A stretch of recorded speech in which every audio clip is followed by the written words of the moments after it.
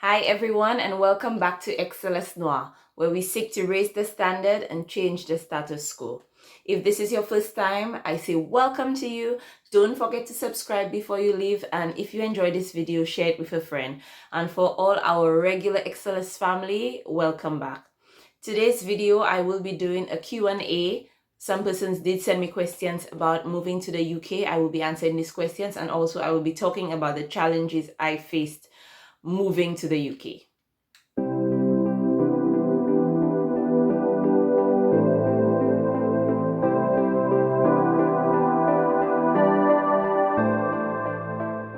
And also for those asking about the deep conditioning video, I will be doing it as soon as I remove these bubble, whatever I have, hairstyle. When I take it off, I did promise to leave it for the whole month of October. So at the end of the month, when I'm removing it, I will record a deep conditioning video for you guys as promised. And don't forget, guys, our goal for October 31st is to get to 350 subscribers. So I do appreciate all those of you who are sharing with friends and all the new subscribers. Welcome, guys. You will never regret being part of this family. So the first question, someone asked me whether I would recommend the UK as a place for a young person to move who is just starting off but is not a nurse.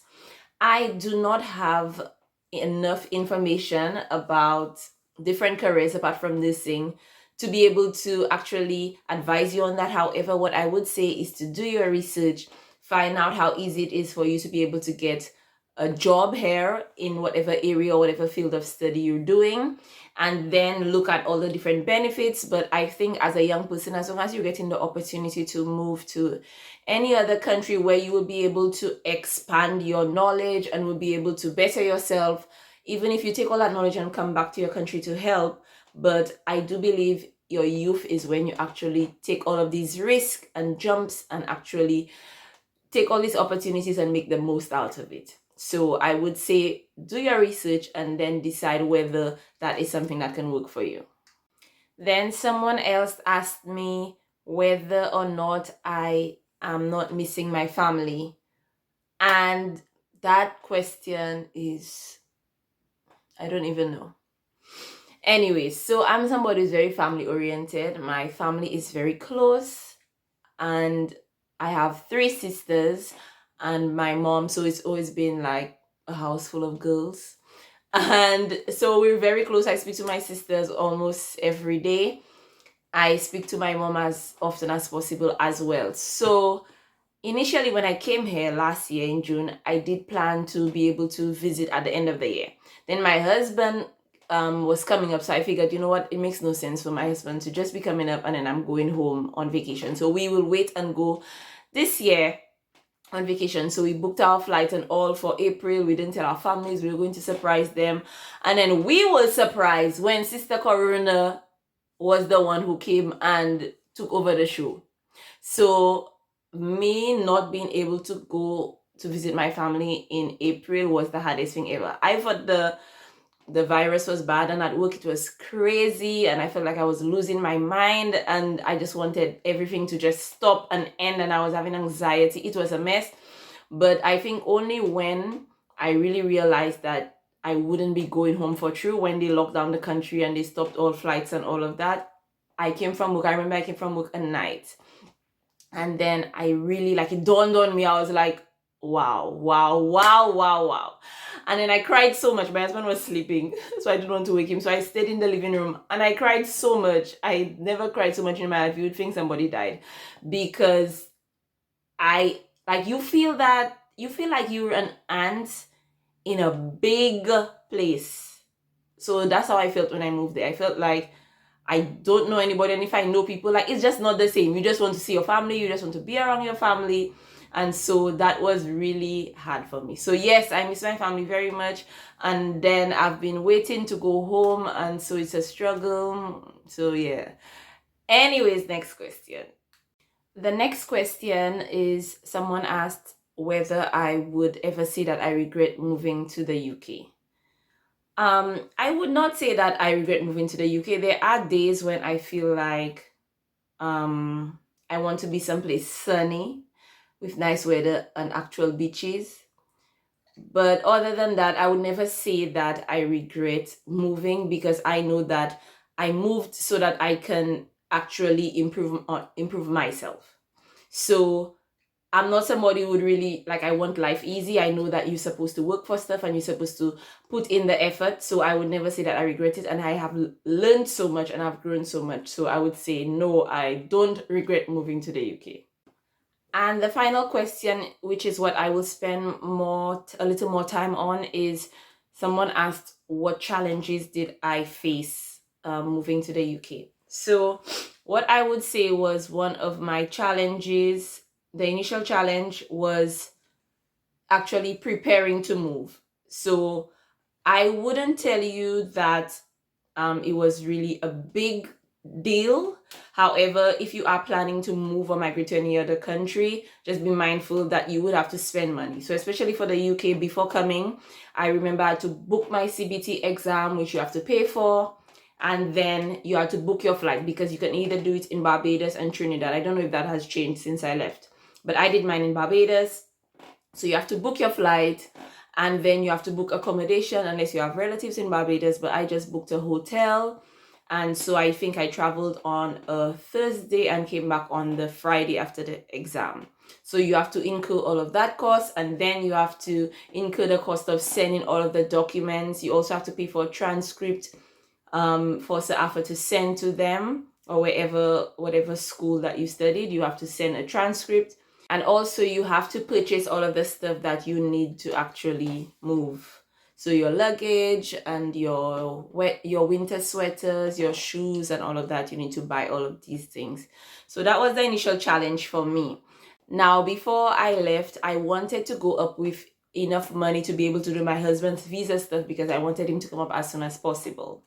So we had a vehicle that we were trying to sell before I left. So we started telling people we're selling our vehicles, we put it online. On and off, people would say yes, they're interested, bring the vehicle for them to see, then they would say, oh, if you can lower the price, or no, we're not interested. And I was like, God, I need that vehicle to sell before I leave. So let me show you how God is so good. I had to leave the Sunday. A guy messaged us online and said he wants the vehicle. So I told him, you want to see the vehicle? He said, no, I want the vehicle. So I said, okay. I didn't take him seriously, but anyways, we agreed to meet up, and we had to meet on the Thursday, and I had to leave the Sunday. The guy told me he has a certain amount of money already. He's just going to get the rest and he'll come for the vehicle. He said he's coming from Suazile and he's coming to meet me in Castries. So for those who are not from St. Lucia, Suazile is about probably 45 minutes to an hour, depends on what time you're driving away. So he agreed to come. He drove all the way up with his girlfriend. And then he said, I want the vehicle. He didn't want to see the vehicle. He just came, he gave the money, he just signed the document, he took the vehicle, and he left. And that was it. And we never heard from him again. We never saw him again. And that was it. And the Thursday I got the money. I was able to give it to my sister. She was able to convert it for me at the bank. And then I got the money to go with. So that was definitely a miracle. I know that, and I thank God so much, because I've seen God's hands throughout my entire process, and I am so grateful.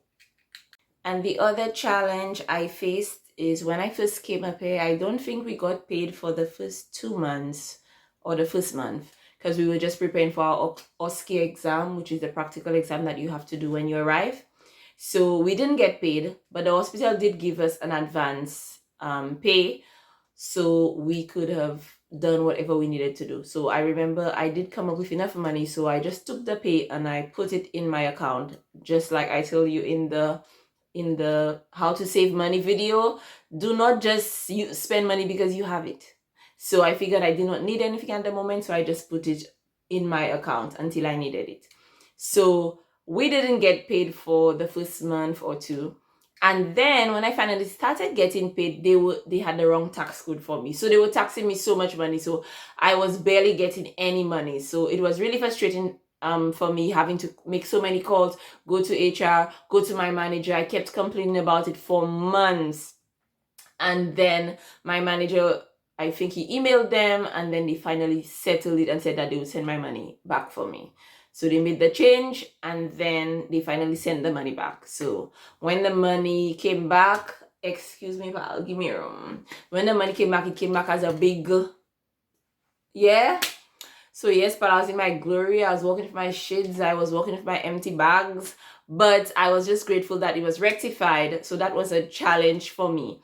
Now, another challenge that I faced was actually the accommodation that we were staying in was, it's like a building and you have your room with a little bed and little closet, a desk and chair and that type of stuff. And then you share kitchen and bathroom, which was a bit strange for me having to share the kitchen and bathroom with random strangers. But I knew that I would have been doing it for a little while. So I just dealt with it. I did what I have to do. And then after 3 months, I moved out. 3 months or 2 months, I moved out. Now, you might not get that, that might not be your experience because some hospitals actually have accommodations where they get hotel rooms for people or they get houses for people and probably you share with one other person. But my hospital was just a building. So that was fine. And I think the first month or two, they weren't charging you to use the place. And then the final challenge that I would say that I had was the cold. And I've never been somebody who has been too with cold. Not even in St. Lucia. I used to say I have arthritis because if I go out and I stay out too late, like 1 a.m., I already feeling all of my bones hurting me. I need to go home. I need to warm up myself. So far less coming here in the cold. So the winter was really difficult for me. I remember sometimes I used to feel like, nope, no, I'm done with that. I'm not doing that. And then I think I kind of got used to it, or I don't know, maybe my soul is dead inside. I don't know. But now I can put up with the cold better. I know how to dress, so I can be warm and so I can deal with it better. So those were my challenges. Thank you guys for sending in the questions. I hope that I was able to answer all of your questions, and do continue to support this channel, to like, comment and share. And if you haven't subscribed, don't forget to subscribe before you leave, and do enjoy the rest of your day.